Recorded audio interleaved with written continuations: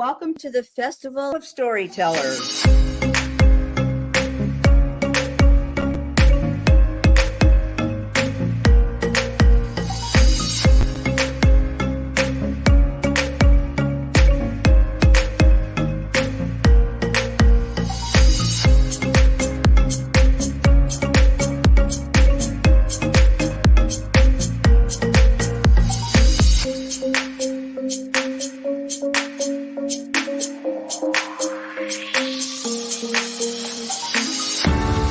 I can't tell you how excited I am to be on right now. It's been a couple of weeks of excitement, getting prepared, and I've done a lot of things in my life, but this has got to be close to the top. Thank you, Reader's Magnet, and thank you, John, for putting this forth and taking the chance on us authors in presenting this out to the world. I've enjoyed this immensely, Joanne. Ellie, so have I. Thank you for who you are, and thank you, Reader's Magnet. You all are beautiful, and you've worked so very hard, and we are blessed. We are. I thank everybody that's involved with this process, because we know writers need readers and writers need publishers. We thank Reader's Magnet and everybody that's involved. I love Reader's Magnet. They say, we share your stories with the world.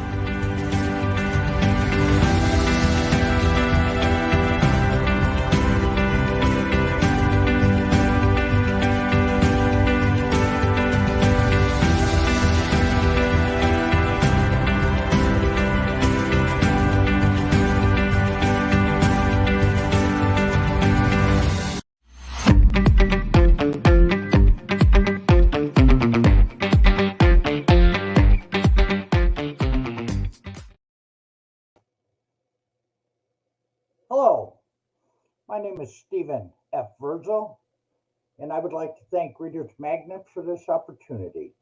My book, The Silent Badge, is based on true life during my career as a police officer in Anchorage, Alaska. And I would like to tell you some of the things that happened during my tenure as a police officer. I would also like to tell you about this hat that I'm wearing. We will get into that later. Blue Lives Matter. And during my presentation, I will also give you some more stories that we encounter as a police officer. My book that I wrote, I will share a background to help others who want to get the book. They would go through it to become a police officer, and hopefully it will save their life someday when they become a police officer. I started my law enforcement career in the U.S. Army and served as a military policeman at Fort Richardson, Alaska. And then during the pipeline boom, I was recruited by Anchorage Police and the Alaska State Troopers. And because the Alaska State Troopers weren't hiring as many as Anchorage Police, I got out of the Army and joined Anchorage Police. I wrote this book in hopes of showing police officers what it would be like to stay a police officer. And it's just not a career for one person. It's for the whole family. Police officers have a very high divorce rate. And because of that reason, it is a family decision. And it affects the whole family. The stress, the dangers, and the politics. With this said, you have to choose the profession, and you have to be ready for everything that entails it. Of all the jobs I've had in my 50 years, it is the best job I ever had. So when you're choosing this profession, you have to choose it with your spouse if you have one. You have to make a decision, and It's very important for communication with your spouse. You have to let your spouse know what is going to happen. Police officers have the highest divorce rate of any occupation. In England, for example, their divorce rate is 2 times the national average. And police officers, 2, 3, 4, 5 times they've been divorced because of the fact of the stress. They have an alcoholism rate that is unbelievable because of communication problems. They have lots of pressures. And the other problem that they have is bias and prejudice. If you have a problem with that, find a different job. You must start every day and go on every call with no bias and an open mind. And throughout this, I'm going to give you little war stories. For example, when I joined the Army, I reported to my first sergeant, and he was black. And of course, black was correct at that time. And I walked up to him, and he looked at my orders, and he's looking down with his head, and he's looking at my orders, and he looks up at me. And he goes, "You from Chicago, huh?"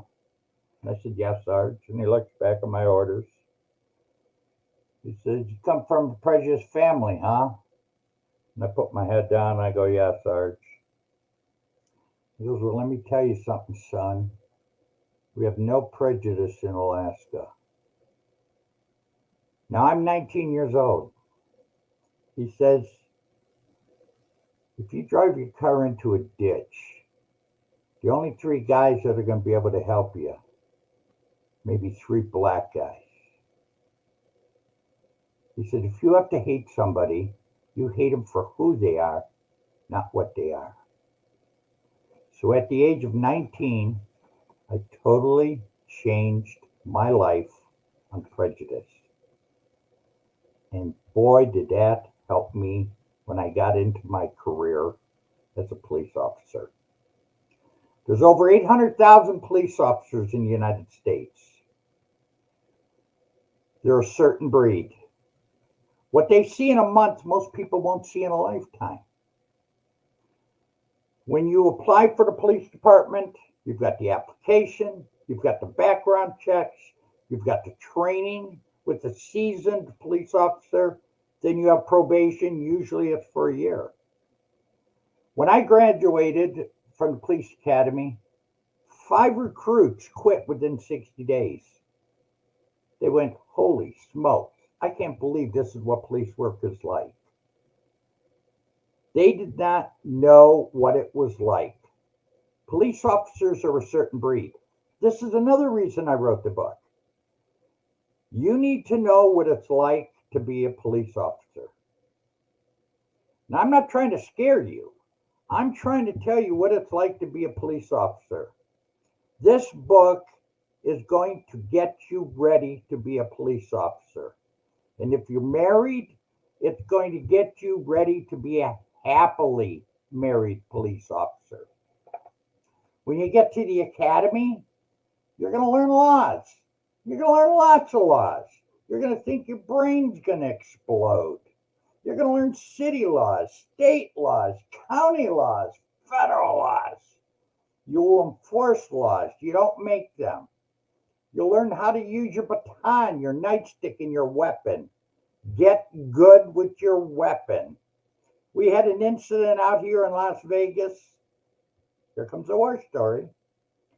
5 police officers shot 87 rounds at a fleeing car and only hit it 18 times.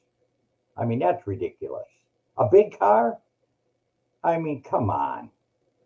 Someday you may have to save a life and it may be your own. You know, sure, box of bullets are expensive. I used to load my own.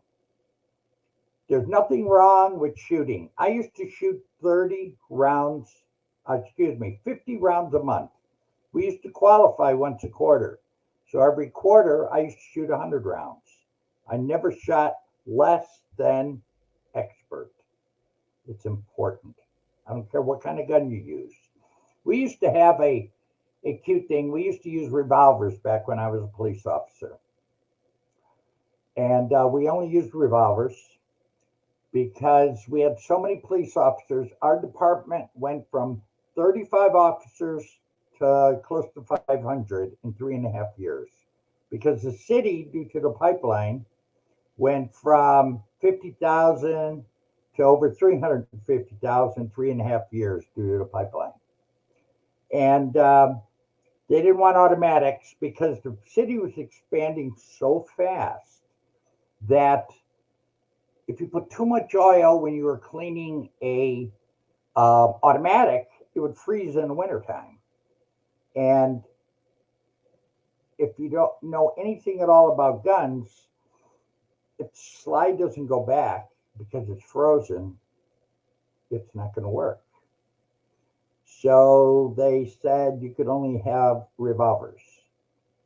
And then they pushed the policy of accuracy. And the joke was if you couldn't shoot the guy with 5 rounds, put the 6th one in your head. That was the joke. So I got very good, and I got real good, and I got very good. And I'll explain how good later. So after you graduate from the academy and get through your probation, you're going to hit the streets. And depending on the department, your probation could be a year. Most departments, it is a year, and then you're on your own. My probation for myself was a year. My training officers released me early because of the fact that I was a military policeman. And they were so short-handed, they brought me before the chief, and they said, you know what, are you ready? And I said, I'm ready. And I said, okay, your training is over with. Congratulations, you're on your own. So I hit the streets. And I was on my own. And then you're going to get all kinds of calls. Now, this book is based on calls of many years ago. But the calls, even though they're old, they're still happening. And you're going to have everything from traffic stops. Nowadays, everybody goes around with tinted windows, and it's important that you protect yourself. I mean, you don't want your wife or your girlfriend or your mother to get that call to say that Joe or Charlie isn't coming home today because he's in the hospital. Or somebody knocks on your door and saying, I'm sorry, but Joe or Charlie was shot in the line of duty. We just had a police officer last week. He was wearing a bulletproof vest, and the bullet went through his vest and killed him. The funeral was almost 5 miles long. It's tough. It really is. And you don't want to do that. I mean, he did everything right from what I've been hearing. Of course, the police reports don't always make the news, but you don't want to, you got to keep your head on straight.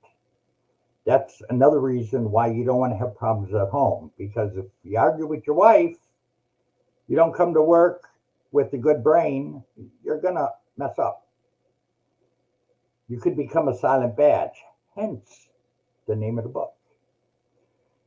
And another chapter that I put in the book is the domestic disturbances. I believe this is the second hardest calls to go on.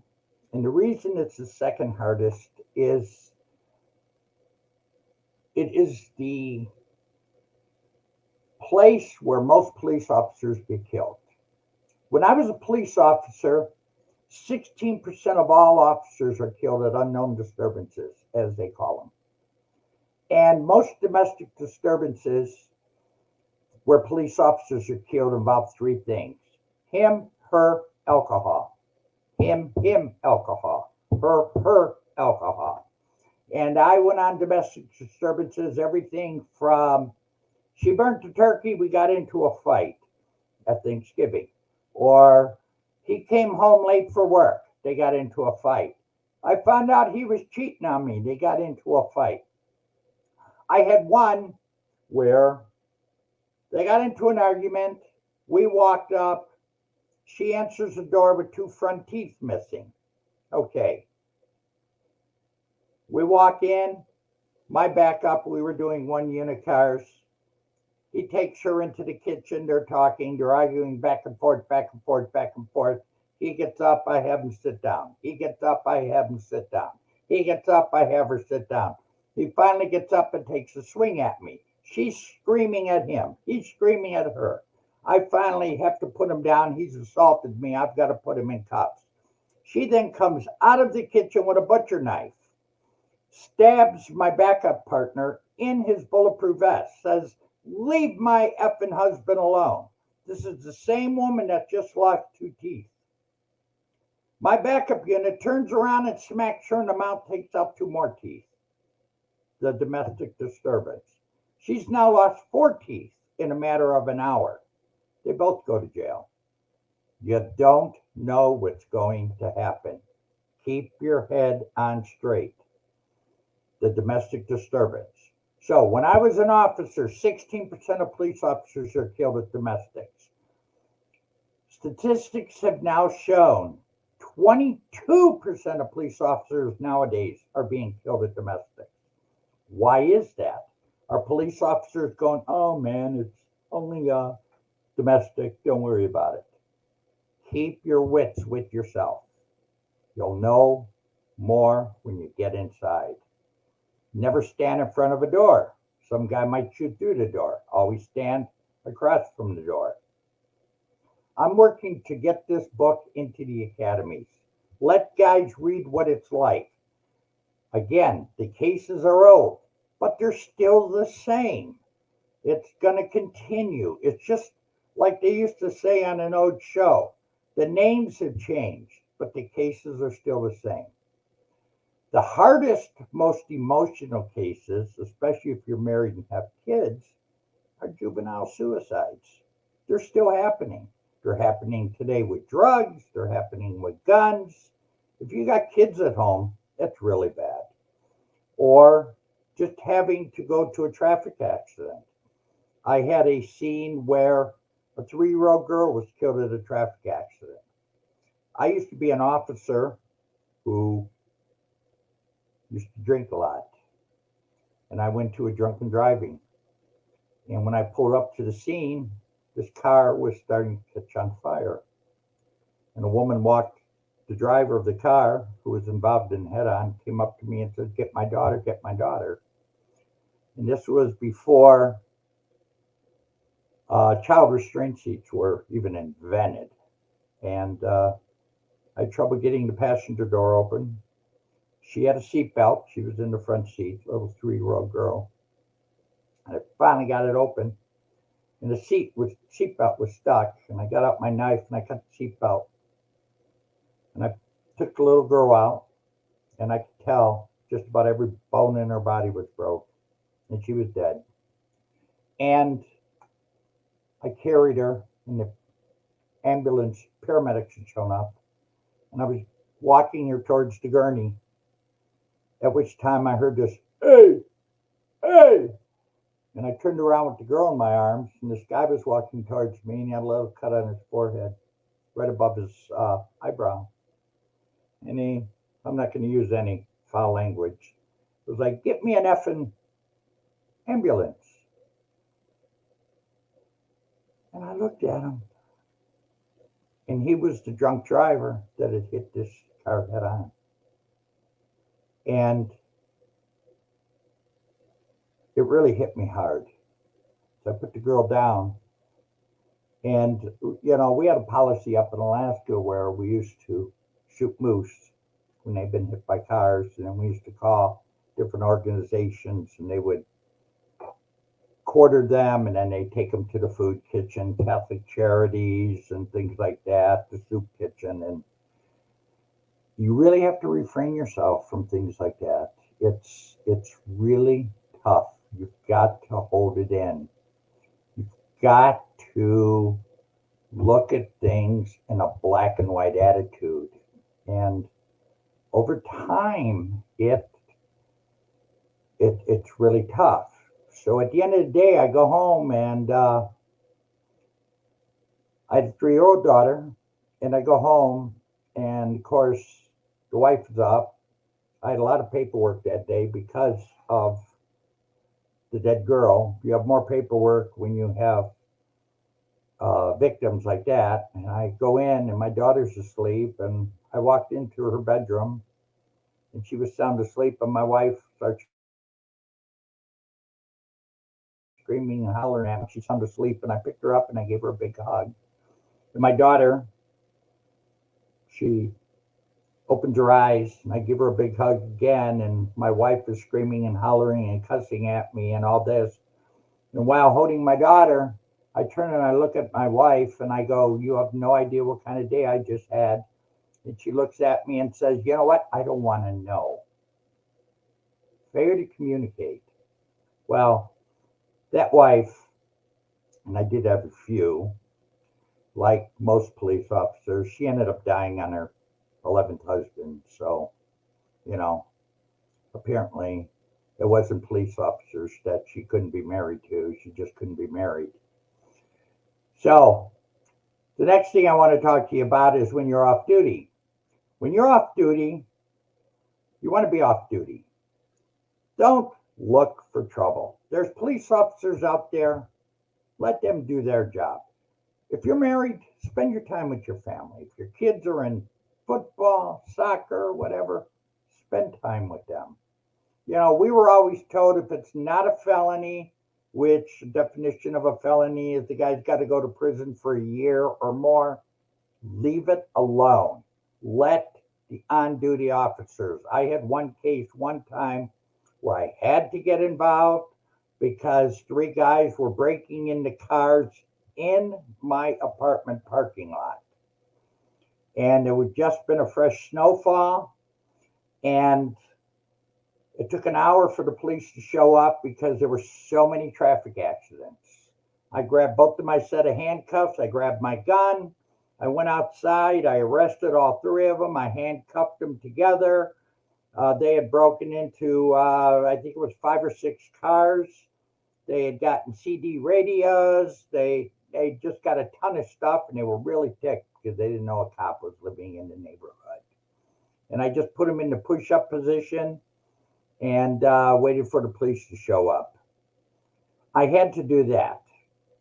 Normally, you know, I mean, they had like $2,000 worth of radios, stereo, CDs, and the whole works. It was right at my apartment complex.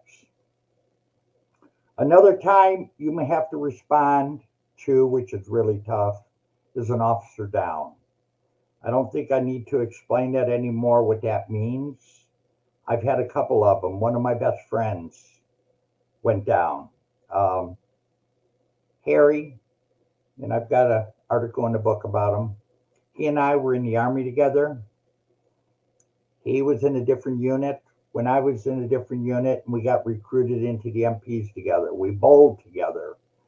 And he got out of the Army a little bit earlier than I did, and he was my personal reference to get on Anchorage Police Department. He was driving to what he thought was a gas station fire on midnight shift. Lost control of his patrol car, and it backed into a light pole at a high rate of speed. And the vehicle exploded. Then you have the police funeral, and it's not great. It's really not great. We had a few officers that went down. It's something that happens. You got to try and just do it. It's really tough. I mean, Harry and I were great friends. A lot of police officers didn't know how close Harry and I were because they didn't know he and I were both friends in the Army. They just thought because he was on midnight shift and I was on days, because most shifts don't work together, they didn't know that we were both that close of friends. And then I've always said, you know, if you aren't married when you join, and this has always been a joke with me, stay single. You know, be a cop, be a good cop, date. You know, I think if I was the chief of police, I'd make all my police officers single. That's one less thing they have to worry about. I know it's never going to happen. Unless you can find a woman you can communicate with. And like in my book, I've talked about, talk to wives who are police officers. Don't talk to wife number five. Talk to the wife who's been married to her husband for 20 years, who's been on the force for 17 years. Talk to that wife and say, how have you been able to do it? That's the wife you want to talk to. You know, maybe talk to, if the force is big enough, talk to the police chaplain, talk to the police psychologist. These things might sound stupid, but let me tell you something. Police work is not easy. It really isn't. And it is a tough job. People have said, we have it easy, and you don't. They think all we do is drive around all day, and it's not easy. And when you get off of work, you need to get off of work and go home and take it easy. But you're still, you know, decompressing from what you saw all day. And you need to talk to somebody. Some police departments have these bars that they go to because, you walk into this bar and the wife goes, or the guy goes, yeah, I just can't talk to my wife. And if you watch some cop shows, you'll see that there's bars on television that they go to. Yeah, well, they won't talk about that on television, but there are bars. We have them in Anchorage, and there was one in Phoenix I heard about when I lived in Phoenix before I came here to Las Vegas. And these guys, they just constantly talk about it. Excuse me. And it's like, my wife just won't talk to me. One police officer up in Anchorage said, I have a better communication with my police dog than I do with my wife. It's really bad. Stay single if you're not married. I know it's tough, but just date a lot. And it takes a very special person to be a police officer. It really does. And some of the things you have to do is you've got to use your brain. Police are very smart people. From what you have to go through with all the background checks and everything, I mean, when I did my application, it was 18 pages long. And then you got to do the polygraph. Oh, I never told you about that in the beginning. The polygraph, the lie detector. Can you tell the truth? Yeah, that's important. And my polygraph came off of the 18 pages on my application. And it was really cool. Some of the things they asked me, it was really funny. One funny one was, have you ever been involved in kinky sex? And I went, ooh. A little bit of sense of humor. And I looked at the polygraph operator. He goes, oh, by the way, my definition of kinky sex, anything that happens in the bedroom is not classified as kinky sex. I'm talking about with dogs, cats, animals. And I went, no. And, but 2 hours later, my polygraph test was done. And I looked at him and I said, did I pass? And a good polygraph operator goes, I don't know. Did you? Well, that didn't answer my question. And as I got up and after he unhooked me, he says, well, I can give you an off the record answer. I said, great, give me an off the record answer. He says, you'll be advancing to the next, because you had so many things to do and you're hiring so many people, there was no order.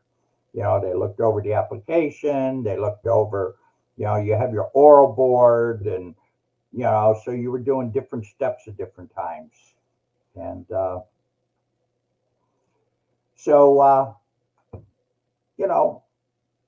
there's a lot of things you got to do. So you're not stupid.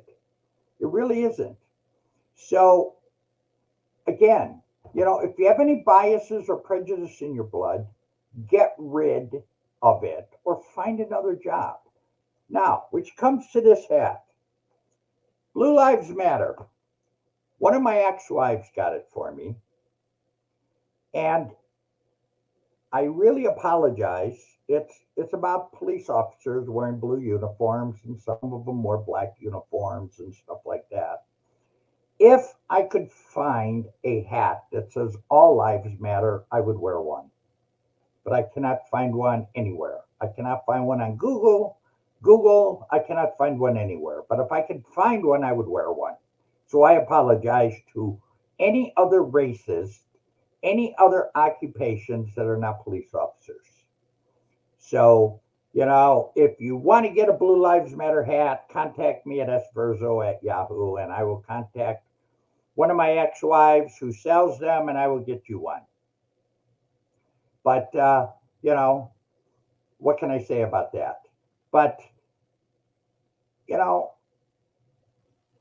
so let me just talk a little bit more. And, it took me a long time to write this book. I hated the fact that I had to retire. And I had to retire due to some injuries I had. I had a really bad Wednesday. And it's in the book if you want to read about it. I had an injury due to being nosy. I stuck my nose in while being sent on a different call. And I was making a U-turn in front of a liquor store, and a gentleman was exiting, and he was acting very suspicious in front of this liquor store. So I called up on the radio and I asked for a backup unit, and they told me there were no backup units available. I was on my own. So I got on the second channel, which is like a BS channel where you don't have to use professional radio. And a unit came on and said, well, I'm at the station. What do you got? And I told him that I had a gentleman, and I'm not going to use correct police lingo, that had just exited a liquor store. And he saw me and went back into the liquor store. And I got a really bad feeling about what's going on. I said, I thought maybe he exited and went back inside because he might have got his potato chips or something like that. But he gave me a look that I didn't like. And police have what's called gut instinct. It's almost like what a woman's got. Women have this woman's intuition. But when you become a police officer, after a while, you'll feel something in your gut, like something isn't right. So he said to me, I can be there, but I'm coming from the station. What code would you like me? And we had different codes, code 1, code 2, code 3, code 4. And code 1 was stop for coffee, go home, feed your dog, be there tomorrow or the next day. Code 2 is get there, but stop at the red lights, things like that. Code 3 is lights and siren. Don't let anybody get in your way. Code 4 is no siren, just your lights, your top lights. And because I didn't know what I had, all I called it in as a suspicious person. I asked him to come as code 4. Because if I had something that was bad, I did not want the siren to spook him. Well, what I didn't know at the time was when I said code 4, all these people that were not available to back up dropped everything that they were doing and were coming to my aid. Even though I didn't know what I had. It was ridiculous. Well, he came out, waved to me. I got out of my patrol car, called him towards me. He exited and started walking to the right. 3 different times I called him, 3 different times he waved. So then I got into my patrol car and started to drive towards him. At which time he then started to walk towards me. When I got within 10 feet of him, I asked him to turn around, put his hands behind his head, and I was just going to stop and frisk. All I wanted to do was search for weapons for my safety. As I started to search him for weapons, somebody came out the passenger's or the manager's door, the side door, and he and I both looked to the right. And when we did that, he dropped his right hand and pulled a revolver out of his waistband. And we struggled with the revolver for a while, in which I still had my left hand on his waist. I was within inches of touching it. And he dropped down and he fired a round between his legs, and I felt it hit me in the gut, 1 inch below my bulletproof vest. My bulletproof vest only went to my waistband. And then he came up and he fired a round over his shoulder, at which time he said, "I'm going to kill you, you effing kid, or you effing cop." That, I thought, hit me in my vest and knocked me to the ground. He then fired 2 more rounds. As I'm getting up, he's getting into my patrol car. Like, "You're taking my car." And my police car, by the way, number was 1313 that day. They all had municipal numbers. As he's driving away, now remember what I told you, I used to fire 50 rounds a month and 100 on the quarter. As he is driving away, and I later found out that my shot group was at 50 to 100 yards. I fired off 5 rounds into the door behind the passenger, or behind the driver. I put 5 rounds in a 4-inch circle. Every one of them would have hit him in the back. Except we had this metal thing in the door, or behind the seat. And the bullets went into that metal thing and went into the floor. And what that metal thing was there for, if we had prisoners and they kicked on it, they wouldn't cause the driver to drive erratically. And then the 6th round, I took out the window behind the driver. And they asked me, "Why did you do that?" And I said, "Well, the first 5 rounds didn't stop him." So I sarcastically said I was hoping to put a piece of glass in his eye, and maybe that would cause him to. I then reloaded, fired a 7th round that ricocheted off the rear window of the car. He then made a left turn, went behind the liquor store, and took off. So what I later found out was, as I was turning around in front of the liquor store he was exiting, he had just robbed it. So had I been 2 seconds early or 2 seconds late, I would have missed the whole thing.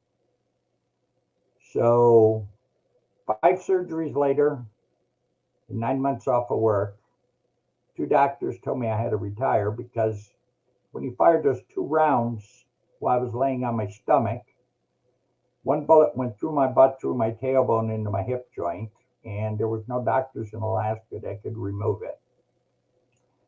So they sent me to a doctor in Seattle, and he told me to find a new job. I was forced to retire. So at my retirement party, I was asked if I wanted to be a district attorney just to finish my college, and the city of Anchorage would send me to law school. But I was so ticked about not being able to do my police career, I turned everything down, and I retired and took my wife, who failed to communicate with me, and we moved on.